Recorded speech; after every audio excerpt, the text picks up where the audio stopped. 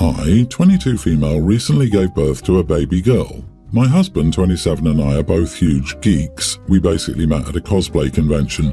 I was cosplaying as my favourite female character in a popular anime, and she also turned out to be my future husband's favourite character. So we decided to honour her and the reason we met by naming our daughter after her. Please note that in Western culture her name is a masculine one and has a slightly different spelling, so we chose to keep the original spelling. We also chose to keep the name a secret until she was born.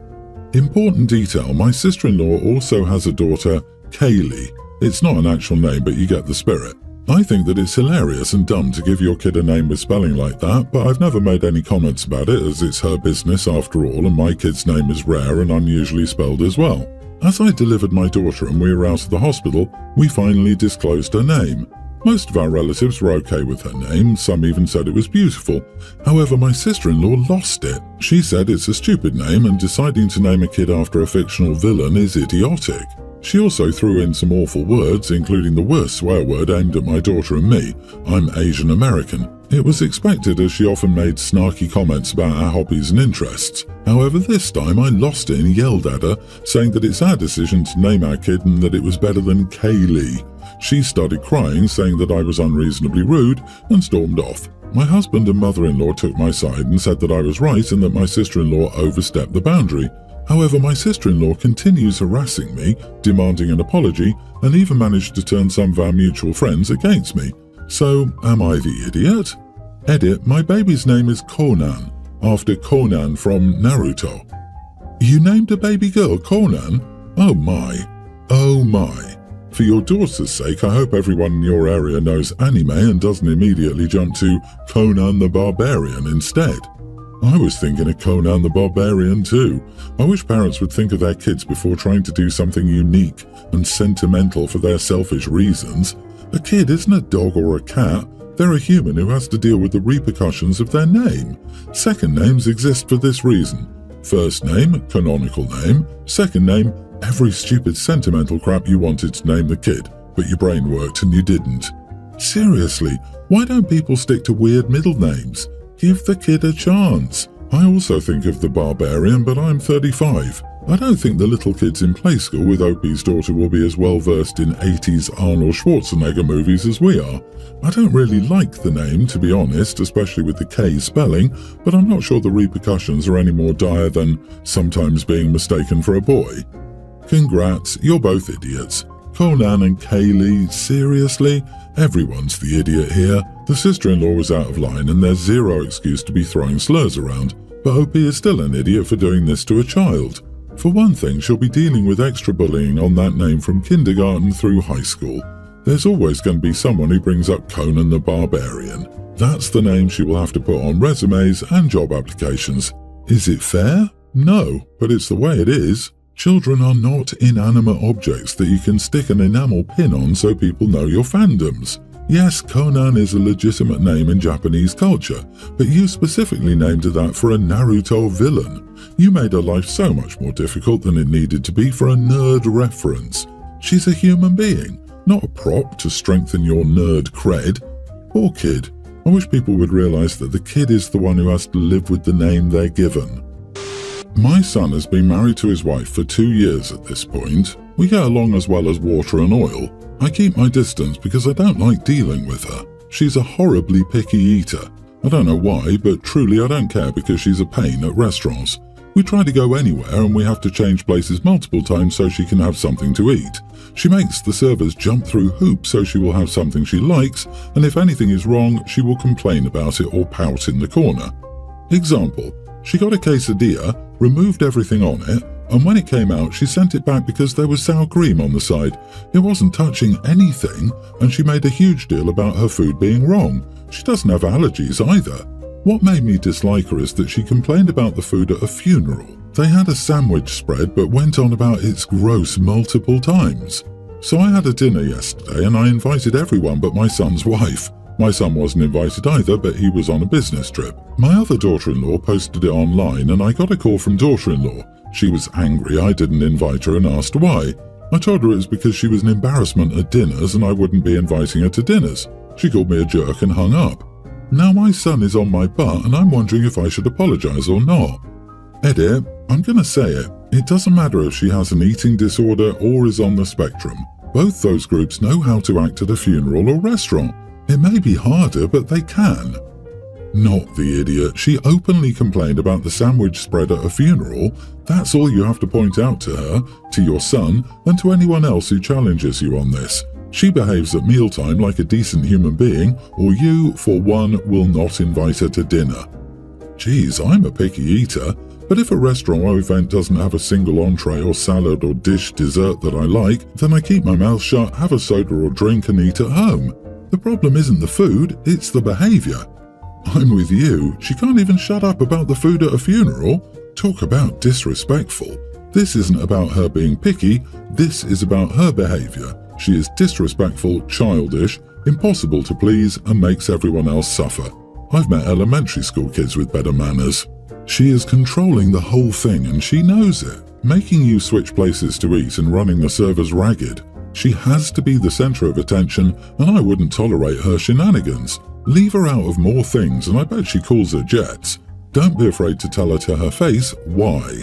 Be exact. Tell her how you feel, not what she wants to hear.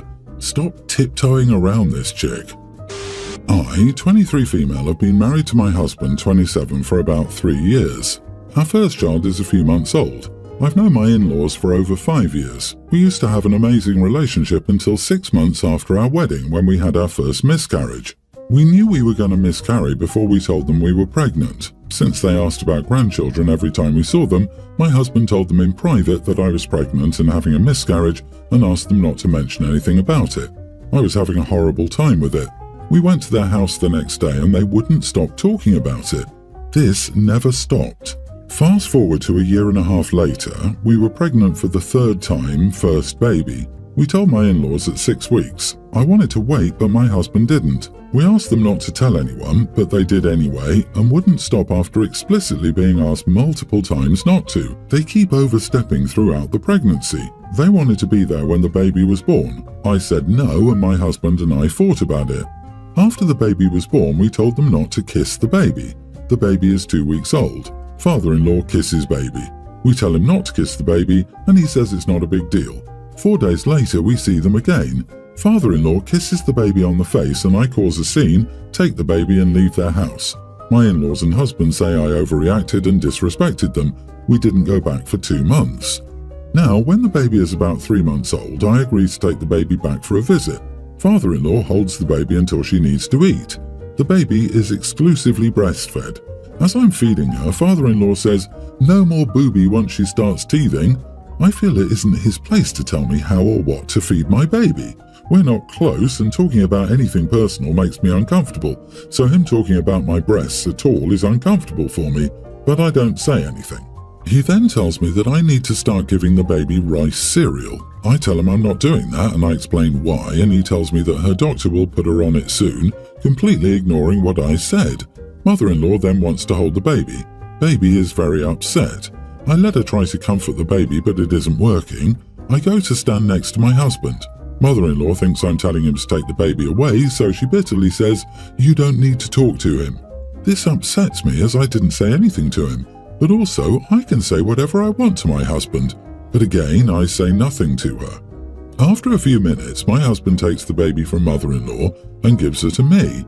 Father-in-law argues about this because mother-in-law knows how to hold a baby. I console the baby and get her to sleep. She likes to be rocked to sleep standing up. I give her back to mother-in-law and she immediately sits down and wakes the baby up. We didn't stay much longer after that. It was clear the visit didn't go well. The next day, mother-in-law sends a text saying she wants to see us again soon. It's clear she's only sending this text because she knows it didn't go well. I sent a message saying it's clear yesterday didn't go well and in-laws have some boundary issues they need to work on. I also say I know their intentions are good, but I need the constant comments and overstepping to stop. I try to phrase this message as politely as possible. I even sent it to my husband for his okay before I sent it. She replies asking what they need to work on, and I tell her the issues I had from the previous day. She replied saying we should be open with each other moving forward to avoid any issues, and I believe this response was genuine. However, a few hours later, my father-in-law calls my husband when he knows he isn't home to tell him that I am no longer welcome at their house. My husband thinks everything is my fault and wants to take the baby to their house without me for the holidays. I said no. He said he's taking her anyway. I don't trust them to respect boundaries when I'm not there, and he can't stand up to them. I don't think not giving them free rein over my newborn is unreasonable for a newly postpartum first-time mom. Am I overreacting in everything? Not the idiot. The biggest issue I see is your husband's complete lack of respect and support, and there's no way I would trust them to respect boundaries with you not there. They don't even seem to do so when you are present. Them banning you from their house seems like a manipulative tactic to keep you away so they're free to do as they please in regards to your baby, and I would be enraged if my husband saw no issue with it. Your husband needs to grow a spine. He should be completely ashamed of himself. It's his job to support his wife and protect and raise his child. This idea is also ridiculous. He's showing he values his parents more than you instead of standing up to them so they stop being ridiculous. Why does he think it's acceptable that your child's first Christmas should be without one of her parents? Your husband needs to get his head out of his butt and get on the same page with you. This is your daughter, not his parents' do-over baby. That fact needs to be respected and prioritized. For me, the biggest red flag here is your husband telling you, a brand new first-time mother, that he's taking your breastfed infant to a holiday celebration at your in-laws without you, whether you like it or not. That's one screaming 5-alarm warning fire and a really disturbing and threatening thing for a husband to tell his wife and the brand new mother of his child. That is not okay. You don't threaten to forcefully separate your wife from your newborn baby for any reason that doesn't involve an immediate threat to your baby's well-being. And certainly not to placate your parents after they just barred your wife from their home. How many more red flags do you need? Your husband is incredibly unsupportive and is taking mommy and daddy's side. You'll never win. I'd reconsider this marriage. I, female 46, have one child, Amy, not real name, who is 20 and lives in Boston. I live in Arizona.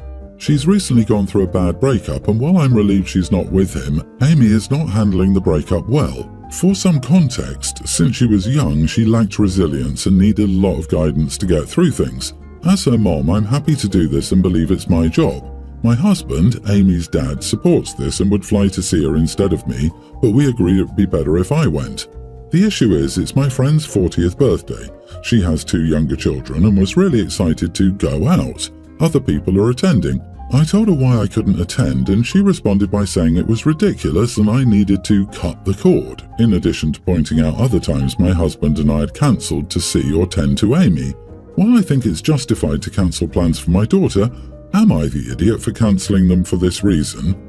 I'm going to say no idiots here. I can't really say you're an idiot for supporting your daughter this time, but I'm very curious about whether the other times you cancel plans with your friend were also somewhat justified or not.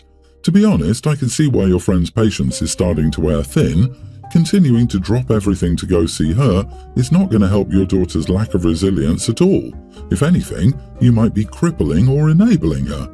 As somebody who's been in the friend's position, I get the friend's response. I had a friend of almost 20 years. I was always making plans and she'd end up cancelling. I decided to quit being the one who reached out first. The friendship fizzled and we don't talk anymore. Opie is messing herself over. It's not easy to make new close friends later in life. This is a milestone birthday for your friend. Opie already committed to joining her to celebrate, and there's no emergency here.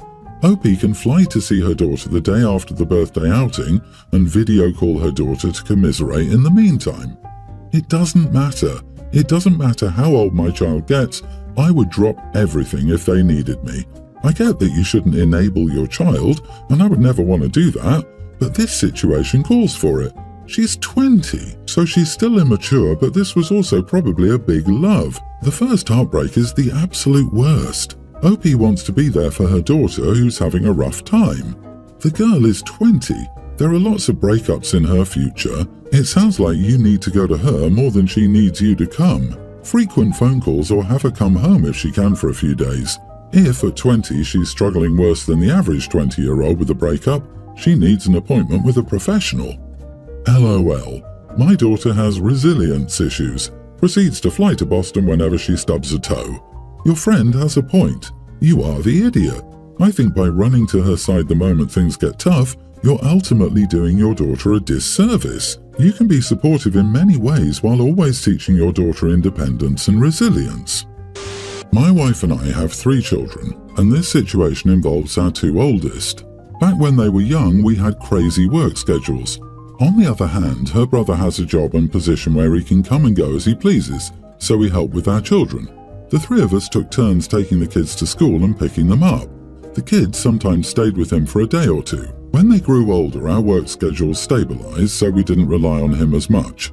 However, the kids are incredibly attached to their uncle to the point it seems like I'm being replaced.